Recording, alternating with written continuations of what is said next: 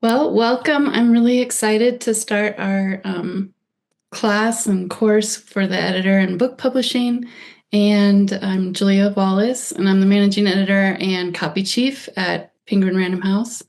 I work on 6 different imprints that include trade books, both fiction and nonfiction, also gift titles and products, and children's titles as well.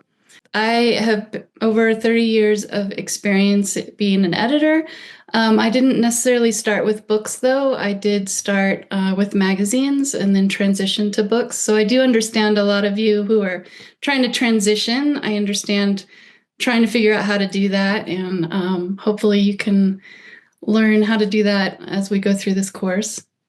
And then also, I've worked on many New York Times bestsellers. As a matter of fact, one just hit the list last week, which is Elizabeth Hasselbeck's God's Masterpiece, which is a picture book. It's really cute if you haven't seen it.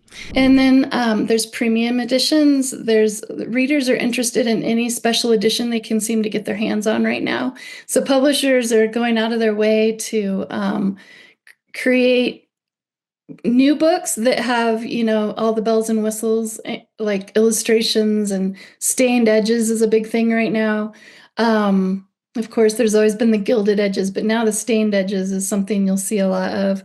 And then they're also taking backlist titles and turning those into special editions, trying to get more sales out of those backlist titles. For example, like George R. R. Martin has an illustrated a few illustrated titles where they just have these really beautiful, like full color illustrations. And then they may add ribbons, or they may add, like I said, the stained edges or other things to the books to make them more special.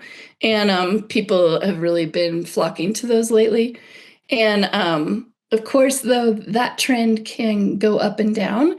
Right now, that stained edges is a hot thing right now, but it doesn't mean that it'll stay that way. There'll be something new that comes along, I'm sure. But it is something that ebbs and flows. So why do genres exist? Well, it helps readers to be able to find the kind of books that they love to read, whether it be nonfiction or fiction, or even with children's. There's different genres within children's as well. And I would say each person has the kind of genre that they really like, or multiple genres. For me, that's the case. I like multiple genres. It also helps the publishers to categorize the books for the booksellers, and it assists with marketing and also making sure that they're selling to the right reader. So we talked last week, or actually it was last week on Thursday, about being able to find the right target audience. And so genres help us to be able to locate that target audience that wants to read more within that category. So what markets are selling the best? Honestly, anything fiction sold really well in 2024, and it continues into this year. Readers are still really looking for those escapes, get lost in a book. And then romantasy is one of the trends at the moment. I don't think that's going to be a trend long term, but you look at Rebecca Yarrow, for example, and right now those books are flying off the shelves, and people, more and more writers are trying to write into this romantasy genre to try and capture those sales. What is a manuscript evaluation? It's a high-level analysis of the manuscript. So you're looking at the mechanics and this.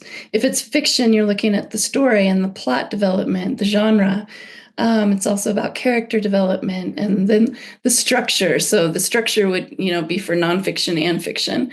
And then what it isn't, though, is it's definitely not a content or developmental edit. You should not be editing. That's not what the author is asking for. The manuscript evaluation is much less detailed. So where do we begin? We want to obviously read the manuscript that we were given, whether it's the sample or the whole thing. And I think, for me, if you have time, reading through it and just reading it is important. Maybe not writing out notes at that moment. Finding inconsistencies and other issues. For fiction in particular, the developmental editor is going to want to look at whether there's plot holes. That happens a lot. Whether the characters just feel flat, or if maybe one character is overpowering too much in the story, and maybe some of the secondary characters need to be made stronger to help support that main character. Also, do certain characters even make sense in certain scenes? So there are some sample edits and talking about giving feedback. So it's a little hard to tell because I had to do screenshots. But this was a developmental edit that I have done on a fiction title. And it was one of those where you can see where I put in comments. One says, I think the timeline is a little off because I'd gotten to this point and I was like, this isn't making sense. I said it seemed that at most only about 2 weeks passed before John was executed. But at the beginning of the chapter, the author was saying that they have been in a cave for several weeks. So it wasn't jiving. And so I was letting the author know that either Evelyn or John were on their own longer than a few days before they were captured, or the timing needs to be tweaked a little bit. So anyway, enjoy your weekend and have a great night. Bye.